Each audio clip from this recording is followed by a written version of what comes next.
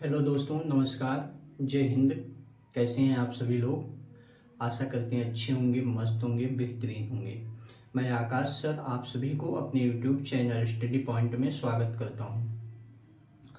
दोस्तों, आज हम पढ़ने वाले हैं, जैसे कि आप देख रहे होंगे, आज हमारा टॉपिक है एस्ट्रोनॉमी का एक बहुत ही महत्वपूर्ण टॉपिक है। ठीक है, ओरिजिन ऑफ द यूनिवर्स के बारे में, यानी कि ब्रह्मांड की उत्पत्ति के बारे में पढ़ने वाले हैं कि ब्रह्मांड की उत्पत्ति कैसे हुई, किस प्रकार हुई, इन सभी बिंदुओं पर हम आज चर्चाएं करेंगे।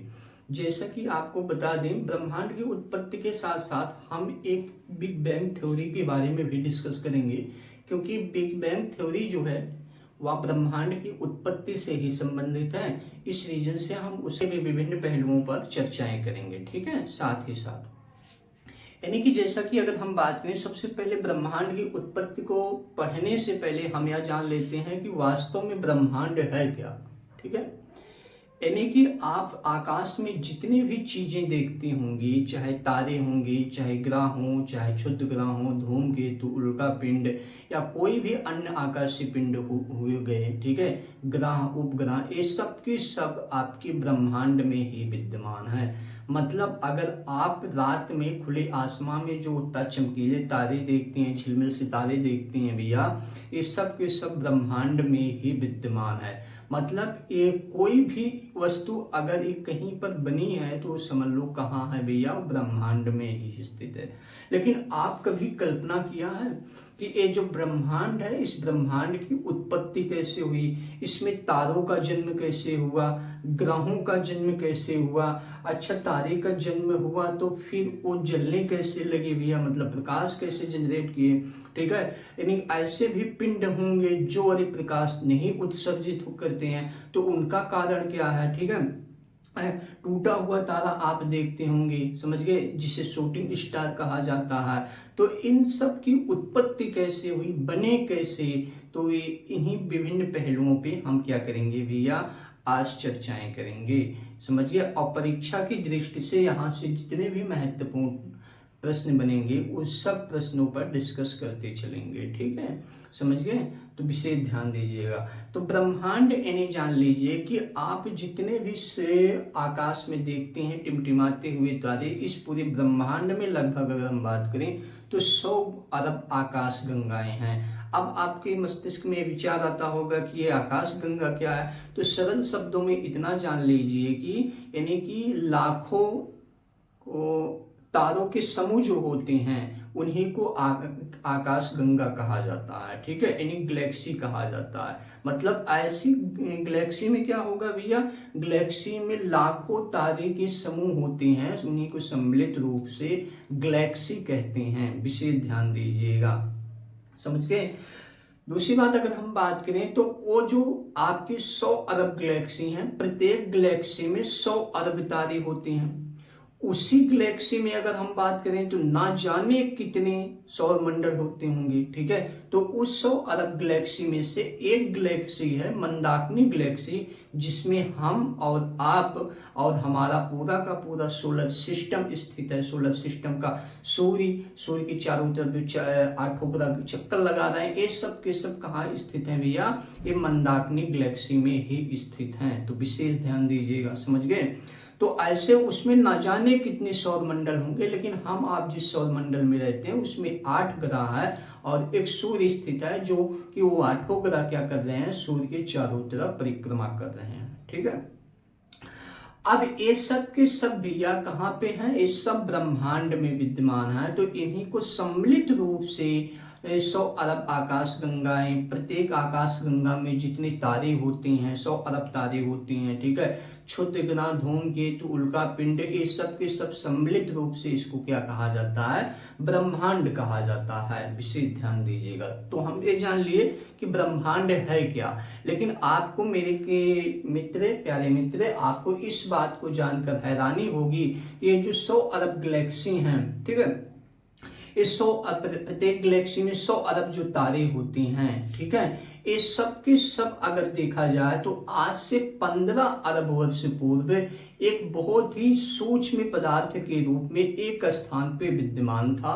समझिए, उसी को कहा जाता है एकाकी परमाणु कहा जाता है। और यही 15 अरब वर्ष पूर्व क्या हुआ भैया, उसी में विस्फोट हुआ और जिससे क्या हुआ, ब्रह्मांड की उत्पत्ति हुई। तो आज जो वर्तमान की चीजें वस्तुएं देखते हैं वो उनकी उत्पत्ति आज से 15 अरब वर्ष पूर्व हो गई थी। ठीक है, समझ गए। तो आइए हम इसी को समझते हैं, इसी को जानते हैं मेरे प्यारे मित्र, मेरे कबूतर। ठीक है, तो यानी कि सबसे पहले हम यह जान लेते हैं। ठीक है, अच्छा एक बात और जान लीजिए, ये ब्रह्मांड की उत्पत्ति जो हुई है भैया, इसमें बहुत सारे थ्योरियां हैं, बहुत वैज्ञानिकों ने, बहुत विद्वान ने क्या किया, अपने अपने अपने तरीके से थ्योरियां एक्सप्लेन की।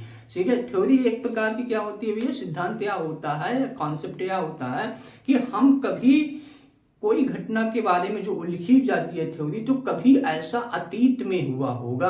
यानी कि यहाँ पे जो हम डिस्कस करने वाले हैं बिग बैंग थ्योरी, तो बिग बैंग थ्योरी को एक्सप्लेन किसने किया है भैया, तो उन्होंने किया, जॉर्ज लेमेंटियर ने किया। तो जॉर्ज लेमेंटियर ने बताया कि ब्रह्मांड की उत्पत्ति आज से 15 अरब वर्ष पूर्व हो गई थी। तो इसका मतलब आज से 15 अरब वर्ष पूर्व जॉर्ज लेमेंटियर थोड़ी ना हुआ होंगे, उन्होंने एक कल्पना किया होगा कि यह कल्पना कर रहे हैं, कुछ एविडेंस के अनुसार उन्होंने कल्पनाएं किया कि ऐसा अतीत काल में हुआ रहा होगा। मतलब ऐसा भैया आज से 15 अरब वर्ष पूर्व हुआ रहा होगा। तो एक कैसे उन्होंने कल्पनाएं की और इन्हीं के विभिन्न कारणों पर हम डिस्कस करेंगे। ठीक है, तो ये जान लीजिए कि थ्योरी का मतलब होता है कि ऐसे सदियों पहले या अतीत काल में ऐसे हुआ होगा, ऐसी घटनाएं हुई होंगी भैया, तब जाकर ये क्या हुआ, समझ गए। तो विशेष ध्यान दे। तो आइए हम क्या करते हैं भैया, आओ हम देखते हैं इसके बिग बैंग थ्योरी के बारे में। ठीक है, तो बिग बैंग थ्योरी यानी बिग बैंग सिद्धांत की अगर बात करें, ठीक, बिग बैंग थ्योरी किसने दी है भैया, तो जॉर्ज लेमेंटियर ने दिया है। किसने, जॉर्ज लेमेंटियर।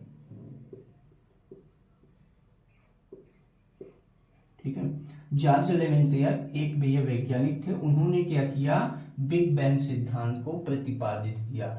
लेकिन इस सिद्धांत को अगर हम बात करें भैया और बेहतरीन तरीके से किसने एक्सप्लेन किया है, तो और बेहतरीन तरीके से रॉबर्ट बिगोनर ने किया है। किसने किया है, रॉबर्ट बिगोनर ने। ठीक है, ये जो वैज्ञानिक हुए इन्होंने 1967 में क्या किए और बेहतरीन तरीके से एक्सप्लेन किया।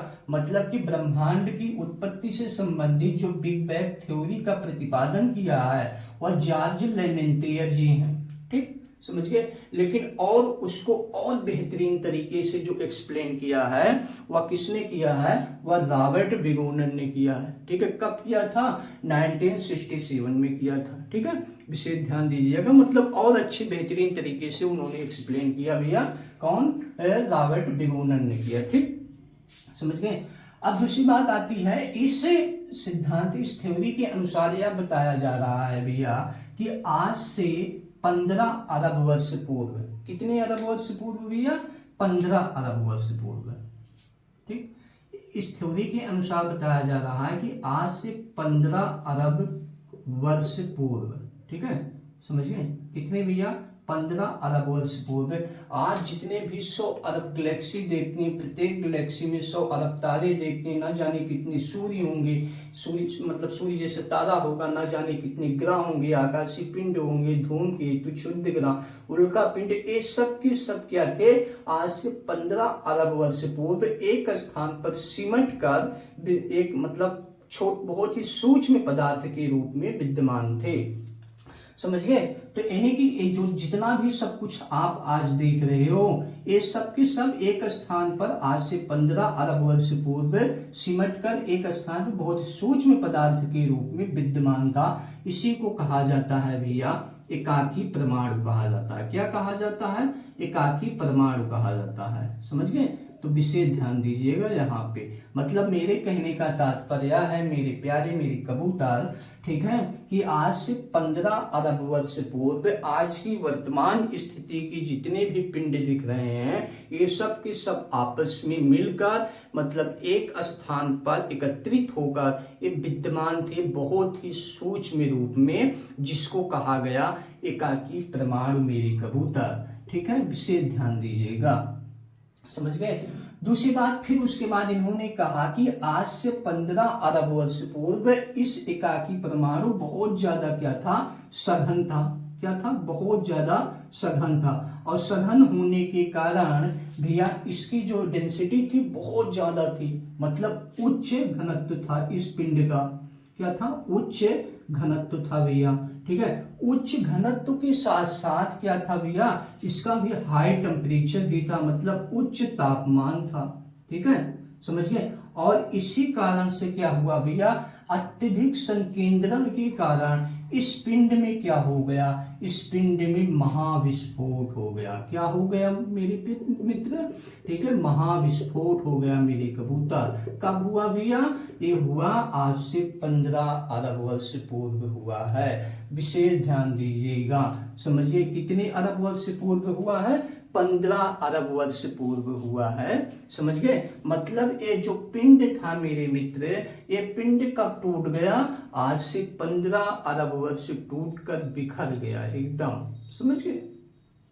अब बात आती है जब टूटकर बिखर गया तो अब क्या हुआ, समझ गए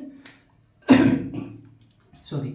तो इसमें क्या हुआ भैया, सबसे पहले जैसे टूटा ना, तो उसी क्षण को, उसी पल को क्या कहा जाता है, तो उसी पल को कहा जाता है मेरे कबूतर महाविस्फोट कहा जाता है। क्या कहा जाता है, अब इसी पल को क्या कहा जाएगा भैया, महाविस्फोट कहा जाएगा। क्या कहा जाएगा, महाविस्फोट, ठीक। और इसी को क्या कहा जाता है, ब्रह्मांड विस्फोट कहा जाता है। क्या कहा जाता है, ब्रह्मांड, ठीक है, ब्रह्मांड विस्फोट कहा जाता है, विशेष ध्यान दीजिएगा। और साथ ही साथ इसी को बिग बैंग भी कहा जाता है। क्या कहा जाता है, बिग बैंग, समझ गए, विशेष ध्यान दीजिएगा मेरे मित्र। इन्हीं की भैया या हम आपको बताएं तो बिग बैंग थ्योरी जो है वह पूरे ब्रह्मांड को किस तरीके से उसकी उत्पत्ति हुई उसको एक्सप्लेन करता है। लेकिन यहाँ पे बिग बैंग का तात्पर्य केवल है, केवल यहाँ पे उस एकाकी परमाणु में विस्फोट का, ठीक है। तो बिग बैंग का तात्पर्य किससे, विस्फोट से है, जबकि बिग बैंग थ्योरी का तात्पर्य है कि ब्रह्मांड की उत्पत्ति किस प्रकार हुई, कैसे हुई, किन कारणों से हुई, यानी कि उन सभी की व्याख्या करता है। विशेष ध्यान दीजिए, समझ गया, तो ठीक है। तो इतना जान ले लिया। अब इसमें बात आती है कि जब अरे भैया इसका विस्फोट हुआ, ठीक है, विस्फोट होने के बाद अब इसमें से 3 चीजों की उत्पत्ति हुई। किसकी उत्पत्ति हुई मेरे मित्र, 3 चीजों की उत्पत्ति हुई। किसकी किसकी हुई, सबसे पहले इसकी उत्पत्ति यहाँ पे हुई मेरी कबूतर समय की, ठीक है, किसकी उत्पत्ति हुई, समय की। दूसरा किसका उत्पत्ति हुई भैया, वस्तु की उत्पत्ति हुई, किसकी, वस्तु की, समझ गए। और तीसरा भैया स्थान की उत्पत्ति हुई, समझ गए, विशेष ध्यान दीजिएगा। मतलब भैया जब इसमें विस्फोट हुआ और विस्फोट होने के बाद किसकी उत्पत्ति हुई, समय, वस्तु और स्थान का। ये बहुत ज्यादा प्रश्न पूछा गया है कि ब्रह्मांड विस्फोट होने के पश्चात किस चीजों की उत्पत्ति हुई, तो विशेष ध्यान देना, समय, वस्तु और स्थान की उत्पत्ति हुई है, ठीक है। अब ये जो मेरे कबूतर, ये जो एकाकी परमाणु था इसमें विस्फोट हुआ, विस्फोट होने के बाद क्या हो गया, अब इसका आकार थोड़ा सा बढ़ने लगा। स्वाभाविक सी बात है, किसी चीज टूटेगी तो फैल जाएगी, फैल जाएगी कि नहीं जाएगी, फैल जाएगी ना। तो स्वाभाविक सी बात है, उसी प्रकार जब ये टूटा, ठीक है भैया, तो ये क्या हुआ, फैल गया। क्या हुआ, फैल गया, हाँ कबूतर, समझ गए। ये क्या हुआ भैया, ये फैल गया। और जब फैल गया तो इसी का नाम क्या दिया गया, ये जो मतलब बगल अभी जो ब्लैक वाला है एक काकी परमाणु है, और ये जो मैं ब्लू से कर रहा हूं इसको, ठीक है, प्रिंट, ये समझ लो क्या हो गया भैया, यही हो गया वॉलीबॉल, ठीक है, यानी कि जो फैलाव हुआ उसका। तो अब इस अवस्था को क्या कहा गया, इस अवस्था को कहा गया मेरे कबूतर वॉलीबॉल के सदृश हो गया, ठीक है। अब इसका आकार क्या हो गया भैया, वॉलीबॉल के सदृश हो गया, समझ गए, विशेष ध्यान दीजिएगा। अब इसी वॉलीबॉल में क्या हो गया, इसी वॉलीबॉल में कुछ समय पश्चात मतलब कि 1-2 दिन बाद नहीं, या करोड़ों वर्ष बाद नहीं भैया, तुरंत सेकेंडों की बात करिए, कुछ क्षण पश्चात क्या हुआ, इसी में फिर फायरबॉल का निर्माण हुआ। फायरबॉल मतलब कि अब क्या हुआ, ये जो वॉलीबॉल के सदृश ये बिंदु था, ठीक है, समझ गए, ये वॉलीबॉल के सदृश जो भैया बिंदु था, इसमें क्या हो गया, ये जलने लगा भैया, क्या करने लगा, ये जलने लगा, और जब जलने लगा तो इस अवस्था को क्या कहा गया, अग्निबाल कहा गया, समझिए क्या कहा गया भैया, अग्निबाल। तो ठीक है, विशेष ध्यान दीजिएगा, तो इस अवस्था को अग्निबाल कहा गया। मतलब मेरे कबूतर इसकी विस्फोट होने के बाद क्या हुआ, इसका थोड़ा सा फैलाव हुआ, और फैलाव हुआ तो उस अवस्था को क्या कहा गया, वॉलीबॉल। वॉलीबॉल देखे होंगे, यानी फुटबॉल इतना बड़ा नहीं, इस फुटबॉल का इतना मतलब व्यास है, अर्ध व्यास की बात करें तो 10 मील के बराबर था, समझ गए, कितना, 10 मील के बराबर था मेरी कबूतर, विशेष ध्यान दीजिएगा। फिर क्या हुआ, उसी वॉलीबॉल में क्या हुआ, अग्नि उत्पन्न हुई, यानी जलने लगा, तो किसका निर्माण हो गया, उसी को अवस्था को कहा गया भैया, ठीक है मेरी कबूतर, ठीक है, ये कहा गया भैया अग्निबाल, ठीक है, क्या कहा गया, अग्निबाल किया कहा गया। अब बात आती है, जब अग्निबाल के बाद इसकी आयु यानी ब्रह्मांड की आयु केवल 1 सेकंड की हुई, कितने सेकंड की मेरे मित्र, तो केवल इसकी आयु जो है भैया, ब्रह्मांड की आयु 1 सेकंड की हुई, विशेष ध्यान दीजिएगा। जब इसकी आयु 1 सेकंड की हुई तो इसमें 2 चीज की उत्पत्ति हुई, किसकी हुई भैया, 2 चीज की उत्पत्ति हुई, किसकी, यानी भैया मेरी कबूतर किसकी उत्पत्ति हो रही है यहाँ पर, पहली चीज से, यानी कि प्रतिकण की उत्पत्ति हुई, किसकी, प्रतिकण, यानी कि फंडामेंटल पार्टिकल्स की उत्पत्ति हुई, विशेष ध्यान दीजिएगा।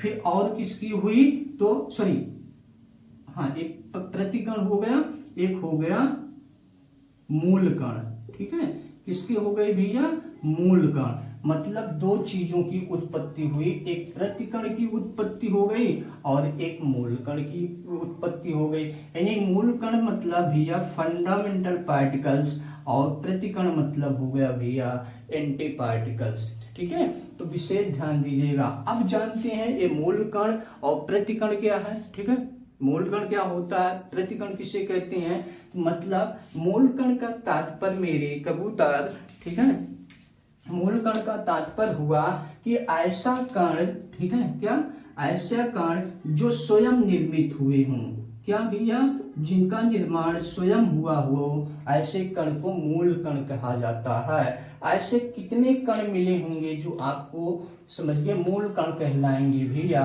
तो मतलब कि समझ में, पहली बात तो समझ रहा है कि नहीं समझ रहे, फंडामेंटल पार्टिकल्स किसको कहते हैं, ऐसे कण जिनकी रचना जो स्वयं निर्मित हुई है, वह किसी के सहयोग से नहीं हुआ है। मतलब कि जैसे कि इस प्रकार समझिए, जैसे वर्णमाला आप पढ़े होंगे, ठीक है, तो वर्णमाला में जो होता है स्वर होता है, एक होता है व्यंजन होता है, तो स्वर जो होता है भैया मेरे कबूतर, वो स्वर क्या करता है, स्वर का उच्चारण मतलब किसी के सहयोग से नहीं होता, समझ गए, जबकि व्यंजन का उच्चारण स्वरों की सहायता से की जाती है, समझ गए। तो ठीक उसी प्रकार कि मतलब इसका जो फंडामेंटल पार्टिकल से है मेरे कबूतर, इसका निर्माण जो हुआ है, इसकी रचना जो हुई है वह स्वयं से हुई है, ये किसी के ऊपर डिपेंडेंट नहीं था, ठीक है, ये स्वयं से निर्मित हुआ है, तो उसी को कहा जाता है फंडामेंटल पार्टिकल्स, यानी कि मूल कण कहा जाता है। उस समय अगर हम बात करें मूल कण कैसे, मतलब जैसे इलेक्ट्रॉन हो गया, क्या हो गया, इलेक्ट्रॉन हो गया मेरे कबूतर, ठीक है, दूसरा क्या हो गया, प्रोटॉन हो गया, क्या हो गया, प्रोटॉन हो गया, और एक हो गया भैया, ठीक है, न्यूट्रॉन हो गया, क्या हो गया, न्यूट्रॉन हो गया मेरे कबूतर, ठीक है। तो ये क्या हो गए भैया, ये हो गए, समझ गए, मूल कण हो गए, ठीक है। अब आता है प्रतिकण, किसको कहा जाता है, प्रतिकण जब दो कण आपस में टकराते हैं तो एक कण दूसरे कण का क्या कर देता है, विनाश कर देता है, मतलब एक दूसरे का विनाश कर देगा, और जब एक दूसरे का विनाश कर देगा तो एक का दूसरा क्या कहलाएगा, प्रतिकण कहलाएगा। इसको इस तरीके से समझिए मेरे कबूतर, जैसे मान लीजिए ये क्या है भैया, ये है एक कण, और ये क्या है, एक है दूसरा कण, इन दोनों का क्या हुआ, आपस में मिलन हुआ, पहले क्या थे, मित्र थे, ठीक है, मतलब समझ गए। तो ये क्या हुआ मेरे मित्र, ये दोनों का मिलन हुआ, समझ गए, सॉरी मिलन नहीं हुआ, इसको इस तरीके से समझिए, जैसे एक कण ए हो गए और दूसरा कण ए हो गए, समझ गए। पहले क्या थे, दोनों दोस्त हुए थे, ठीक है, दोस्ती होने के कारण किसी कारणवश क्या हुआ, इनमें बीच में मतभेद उत्पन्न हो गया, और जब मतभेद उत्पन्न हुआ तो इन्होंने कहा कि मिलिए आप। अब जब दोनों लोग मिलते हैं तो कहते हैं कि चलो फिर मैदान में भैया, और जब मैदान में आते हैं तो दोनों क्या करते हैं, एक दूसरे पर अटैक कर देते हैं, और जब अटैक कर देते हैं तो एक उनको गोली मार देता है, दूसरा उनको मार देता है भैया, तो एक दूसरे क्या हो जाते हैं, समाप्त हो जाते हैं, खत्म हो जाते हैं। तो इसी को क्या कहा गया, इसी को कहा गया भैया प्रतिकण, मतलब एक उसका क्या कहलाया, दुश्मन कहलाया, समझ गए। तो वही हो गया, प्रति मतलब दुश्मन होता है, समझ गए। तो ये क्या हो गया भैया, प्रतिकण कहलाया, समझ गए। मतलब कि जब दो कण भैया मेरे मित्र आपस में मिलते हैं तो एक दूसरे का विनाश कर देते हैं। बात वही हुई ना, सांप नेवले को काट लिया भैया और नेवले सांप को काट लिया, क्या हो गया, दोनों का विनाश हो गया, खत्म हो गई, कहानी समाप्त हो गई, समझिए। अब ये जब भैया समाप्त हो गया तो हमें इससे कोई मतलब नहीं है, लेकिन हमें इससे मतलब है, किससे मतलब है, इलेक्ट्रॉन प्रोटॉन न्यूट्रॉन। आगे चलकर भैया यही इलेक्ट्रॉन प्रोटॉन न्यूट्रॉन जो है भैया ये क्या हुए, आपस में मिलने लगेंगे, समझिए। ये जो कण है भैया न्यूट्रॉन प्रोटॉन और इनका है, ये क्या हो गए भैया, आपस में क्या हो गए, संघनित होना प्रारंभ हो जाएंगे, मिलने लगेंगे। जब पास आएंगे तो इसमें टकराव की स्थिति होगी, किसकी होगी स्थिति भैया, इसमें होगी टकराव की स्थिति, किसकी होगी, आपस में क्या करेंगे, ये टकराने लगेंगे। अब जब आपस में टकराने लगेंगे भैया, मतलब समझ रहे हैं, ये जो इलेक्ट्रॉन प्रोटॉन और न्यूट्रॉन है मेरे बाबू, ठीक है, तो ये क्या हुए, आपस में मिले तो क्या हुआ, टकराव की स्थिति उत्पन्न हो गई, और फिर जब टकराव होने लगा तो यहीं से जर्नी स्टार्ट होती है, किसकी भैया, परमाणु की। यहाँ पर किसका जन्म हुआ भैया, परमाणु का जन्म हुआ, विशेष ध्यान दीजिएगा। और जब परमाणु का जन्म हो गया मेरे मित्र मेरे कबूतर, ठीक है, तो जब इसकी उम्र 1 मिनट की हुई, कितनी हुई भैया, समझ गए, 1 मिनट की हुई। यहाँ पे मैंने लिखा है 1 सेकंड की, कितना भैया, 1 सेकंड लिखा है, लेकिन अब क्या होगी, इसका उम्र मतलब ब्रह्मांड का उम्र भैया 1 मिनट की हुई, कितने भैया, 1 मिनट की, यानी कि ब्रह्मांड की आयु कितनी हो गई भैया, 1 मिनट की हो गई भैया मेरे मित्र। जब 1 मिनट की ब्रह्मांड की आयु हो गई तो स्वाभाविक सी बात है, अब इसमें क्या हुआ, इसमें नाभिकीय संलयन क्रिया प्रारंभ हो गई, और नाभिकीय संलयन क्रिया जब प्रारंभ हो गई मेरे मित्र मेरी कबूतर, तो यहीं से अब जन्म होता है, किसकी, गैस की जन्म होती हैं। कौन से गैसों का जन्म होगा, हाइड्रोजन और हीलियम। और आपको पता भी होना चाहिए इस पूरे ब्रह्मांड में सर्वाधिक मात्रा में कौन सी गैस मिलती है, तो वो गैस मिलती है भैया हाइड्रोजन में। किसी भी तारे का अगर जन्म हुआ है तो उसमें सबसे बड़ा योगदान किसका होता है, उसमें सबसे बड़ा योगदान मेरे मित्र किसका होता है, हाइड्रोजन गैस का होता है। जैसे सूर्य, आपके सूर्य के बारे में आपने पढ़ा होगा, ना भी पढ़ा होगा तो आगे बताएंगे, ठीक है। जो सूर्य की में अगर हम बात करें तो सर्वाधिक मात्रा में कौन सा तत्व पाया जाता है, तो हाइड्रोजन गैस ही पाई जाती है, जो 71% में पाई जाती है। तो इस प्रकार यहाँ पे अगर बात करें तो किसी भी तारे के जन्म में अगर हम बात करें तो सबसे बड़ा योगदान हाइड्रोजन और हीलियम गैस का होता है, समझ गए। तो यहाँ पर क्या हुआ भैया, जब इसकी आयु 1 मिनट की हुई भैया, तो इसमें क्या हो गया, नाभिकीय संलयन क्रिया प्रारंभ हो गई। क्या हो गया भैया, नाभिकीय संलयन क्रिया। ठीक है, कहाँ हो गया भैया, इसमें नाभिकीय संलयन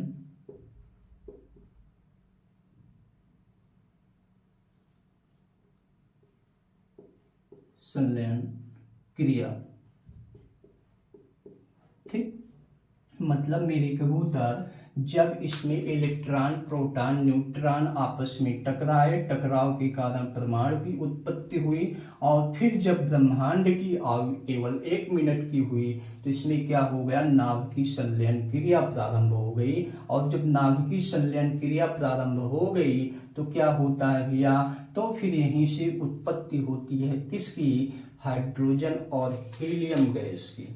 क्या होती है, यहीं से भैया इसमें से उत्पत्ति किसकी होती है, हाइड्रोजन।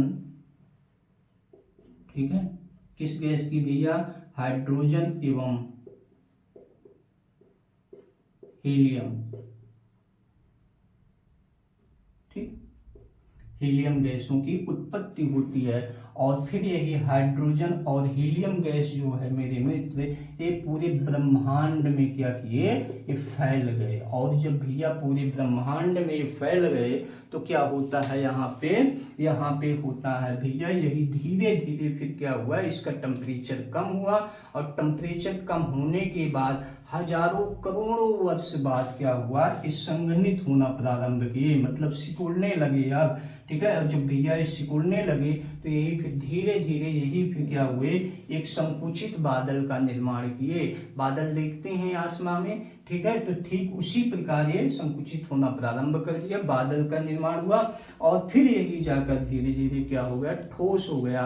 और भैया मेरे में प्यारे मित्र, जब ये ठोस हो गया तो ये क्या हुआ, एक पिंड बन गया। ठीक है, क्या बन गया, पिंड बन गया। मतलब मेरे कहने का तात्पर्य है कि जब हाइड्रोजन और हीलियम गैस का विस्तार कहाँ हो गया भैया, ये पूरे ब्रह्मांड में हो गया। कहाँ पे हो गया, मतलब भैया ये पूरे ब्रह्मांड में हो गया, समझ गए, ये गैसों का। फिर यही गैसें क्या हो गई, ऐसे स्थान स्थान पर क्या हुआ, इनका एक दूसरे में संघनित होना प्रारंभ कर दी, समझ गए, यही गैसें, समझ गए, जैसे यहाँ पे हो गया, यहाँ भी हो गया, ठीक है, इस स्थान पर भी हो गया, यहाँ भी हो गया, तो ये क्या हुआ, आपस में संघनित होना प्रारंभ हो गया, यानी संकुचित बादल का निर्माण कर दिया, और फिर यही धीरे धीरे ठोस रूप धारण कर लिया, और आगे चलकर यही क्या बन जाता है मेरे प्यारे मित्र, ये तारे का निर्माण हो जाता है। और जब भैया एक जगह, एक स्थान पे लाखों करोड़ों अरबों तारे का,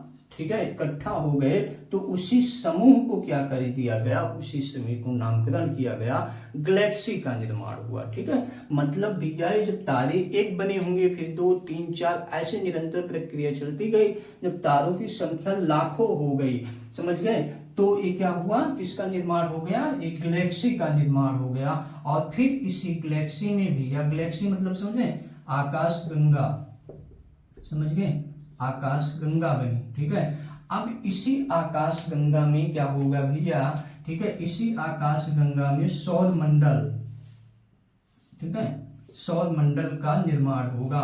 और फिर इसी सौर मंडल में क्या होगा, इसी सौर मंडल में ग्रहों का निर्माण होगा। ठीक है, विशेष ध्यान दीजिएगा, और ग्रह पर फिर आप आएंगे, ठीक है, आपका जन्म होगा, समझ गए। तो मेरे कहने का मतलब यह है मेरे प्यारे मित्र, कि जब वो हाइड्रोजन और हीलियम गैसें थी, ठीक है, ब्रह्मांड में फैली थी, वह उसका टेम्परेचर कुछ कम हुआ, तो धीरे धीरे संकुचित होना प्रारंभ कर दिया, और जब संकुचित होना प्रारंभ कर दिया तो क्या हुआ, कुछ समय बाद वह संकुचित बादल में कन्वर्ट हुए, और फिर वह धीरे धीरे ठोस रूप धारण करने लगा, और फिर वह क्या हो गया मेरे प्यारे मित्र, ठोस होने के कारण वह एक तारे का जन्म किया, ठीक है, मतलब सॉरी तारे का निर्माण हो गया, ठीक है, तारा सदृश हो गया। और ऐसी प्रक्रिया निरंतर चलती रही, ठीक है। तो जहां पर जगह जगह पे यानी लाखों लाखों करोड़ों करोड़ों क्या हुए तारे इकट्ठे हो गए, तो उसी समूह को क्या कह दिया गया, उसी समूह को आकाश गंगा नाम दे दिया गया। और ऐसे पूरे ब्रह्मांड में 100 अरब आकाश गंगाएं बन चुकी हैं, ठीक है, समझ गए। अब इसी आकाश गंगा में क्या होगा, सौर मंडल का निर्माण होगा, कई सारे फिर ग्रह बनेंगे, उसी में सूर्य बनेगा, सूर्य जैसे तारा बनेगा, ठीक है। जैसे हम अगर बात करें तो उस 100 अरब आकाश गंगाओं में से एक आकाश गंगा है मंदाकिनी आकाश गंगा। तो उस मंदाकिनी आकाश गंगा में एक न जाने कितने सौर मंडल होंगे, तो एक सौर मंडल क्या है, ठीक है, जिसमें हम और आप रहते हैं, मतलब उसके केंद्र में सूर्य स्थित है और उसके चारों तरफ ग्रह क्या कर रहे हैं, चक्कर लगा रहे हैं। तो समझ गए। तो ये रहा मेरे प्यारे मित्र, ये रहा आपका ब्रह्मांड, यानी कि यहाँ से एक बिंदु से चला था और यहाँ पे भी यह आकर खत्म हुआ। अच्छा, जब 3 आकाश गंगा एक साथ मिल जाती हैं तो 3 आकाश गंगाओं के समूह को क्या कहा जाता है, सुपर क्लस्टर कहा जाता है। जैसे यहाँ पे आप देख रहे होंगे सुपर क्लस्टर ऑफ गैलेक्सीज, ठीक है। तो जब 3 आकाश गंगाएं एक स्थान पे मिल जाती हैं तो 3 आकाश गंगाओं के समूह को सुपर क्लस्टर कहा जाता है, समझ गए। अब बात आती है कि यानी कि यहाँ पे जो एग्जाम की दृष्टि से जो मतलब चीजें बनेंगी, जो प्रश्न बनेंगे, उस पर हम थोड़ी सी चर्चाएं कर लेते हैं और साथ ही साथ ये आपको बताएंगे, ठीक है, समझ गए।